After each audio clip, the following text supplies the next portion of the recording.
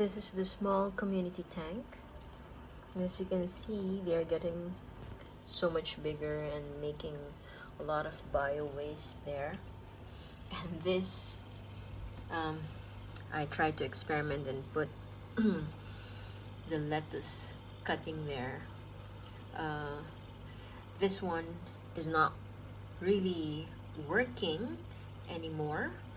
I mean, the bio load is too much for it to handle.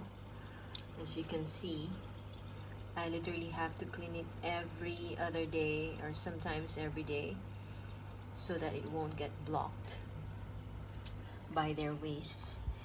And so from that, we are changing to this one. This is XP-13 hang on back filter. I may have to move this so that it will have the space for it. Okay, let's change it. Alright, let's open this. XP-13. And the specs are here. The flow is 290 liters per hour. And it's 4.8 watts.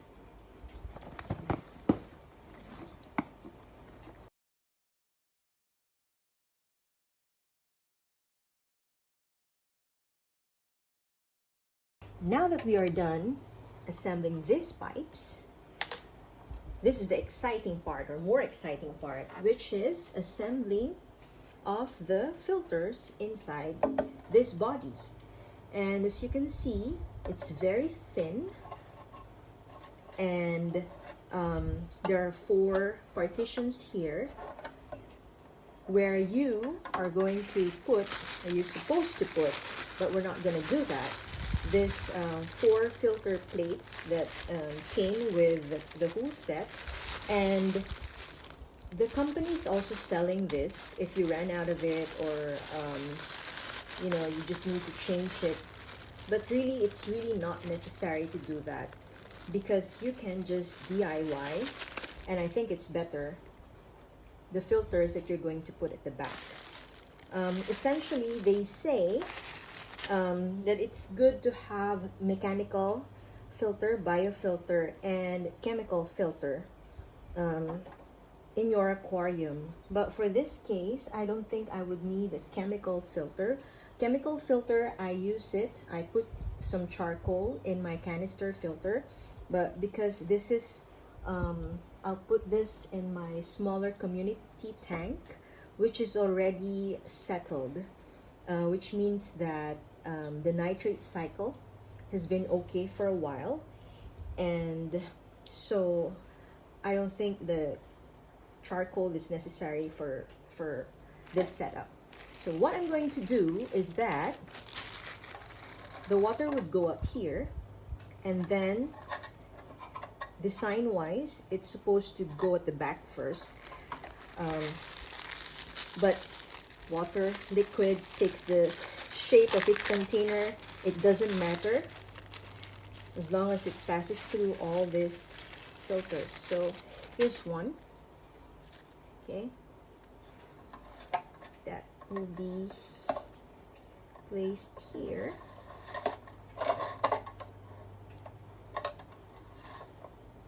Alright, it's weird. Okay, so it's there, but let's add a bit more. I have this sponge filter floss, which I use in my other filters as well. This is really very good if you want crystal clear water, because it clears up all the debris. And let's just cut some. Alright, the mechanical filter one. Alright, I'll put one in front.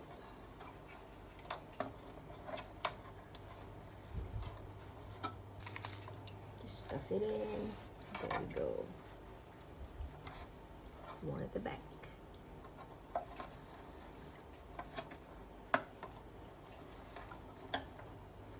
Right. So for the next one,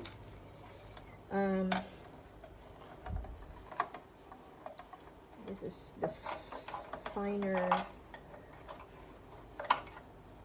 Right. So for the next one, I'd like to have this, another sponge, but it's coarser, just to trap some other particles that would escape the first level. So ta-da! Right.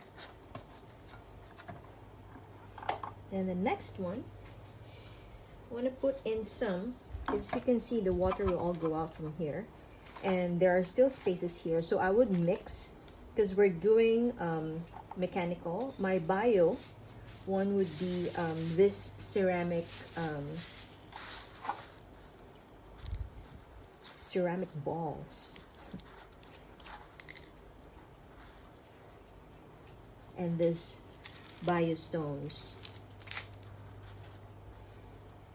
However you want to arrange it, it's fine, as long as you know the water flows in a lot of surfaces and surface, and it's what you want, because then later essential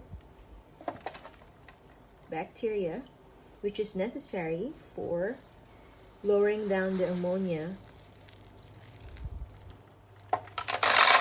in your tank, which is technically deadly for the fish, right? This bacteria would help do that. Okay.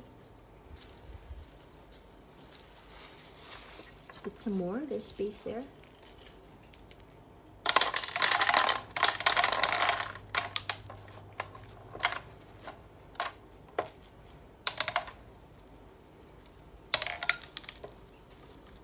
Oopsie.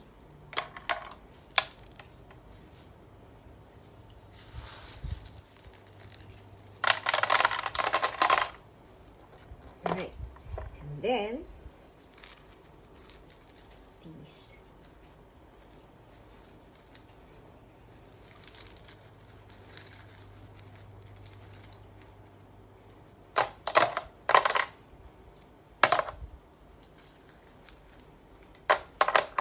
And all these things that I'm putting here are reusable.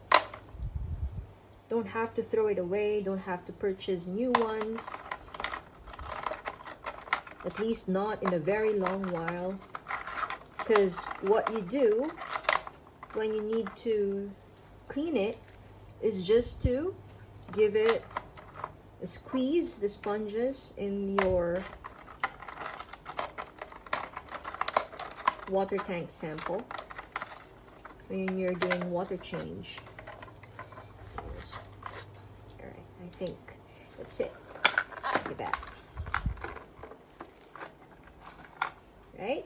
So we have here the original filter and the filter floss and the sponge for mechanical filtering, and for biofilter we have the ceramic balls and the biostones. Right. Some people can actually, like, what they do is that they put some plants on top. I've been trying to do that, but because that one is very small, it's not really working that well. So let's arrange this baby. Oops, one more thing. So one of the great tips I've learned from the internet is that you can actually add sponge over here. And initially I would want to use this, but it's too big for that. And I have this smaller one, and I think it fits.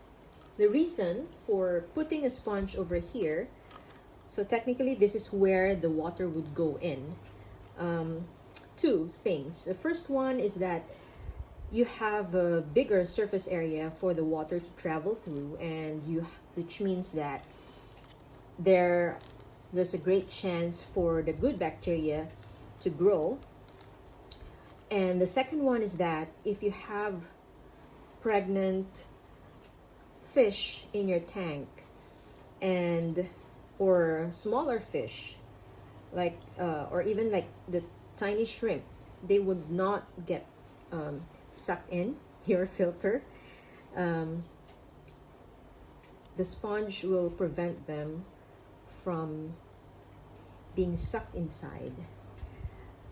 All right, never happened me before, but I've seen videos where it actually happened. And of course, if they're too small, like nothing usually happens, just go up, but you know, it's still a scary sight to see. So there you go. Ta-da! Here it is at the back of my small community tank. It's just about 18 inches long, and I haven't placed the cover yet. Okay. Water's filling up. And there you go. Ta-da!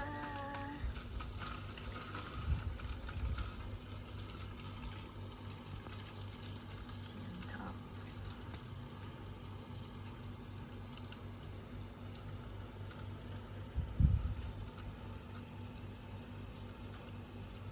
See. And it's really, really very quiet. Alright.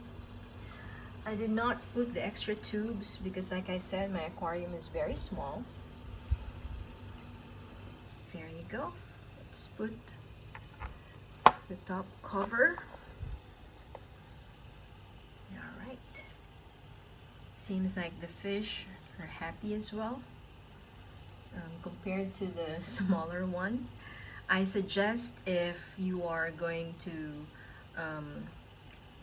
buy an external filter like this one, the hang-on back filter, get a bigger one that would snugly fit in the size of your aquarium, because there's no such thing as over filtering, but under filtering, that could be a problem. So I've had two smaller ones. Like I had the small version, and then the next version, and then it gets bigger to this. I would have just, like, you know, if I could turn back the time, I would just like gotten this one. And yeah, another thing is that what I like about the hang-on back filter is that it saves a lot of space. So if you have a very small aquarium like mine, and you actually want more space for your fish to swim, then go for a hang-on back filter, because it's technically outside of the aquarium, and most of the filter design is slim so that it would fit at the back, and aesthetically it looks better as well, rather than something that's just like inside your tank. It's also very quiet if you install it properly. If there's a little bit of shaking, you just adjust there's a knob at the bottom of this container. You just adjust it so that it's straight at the back, or you could just put a foam and that would solve it. And also, one big deal breaker though is that because this is not self-priming, this model at least, or a lot of hang-on back filter,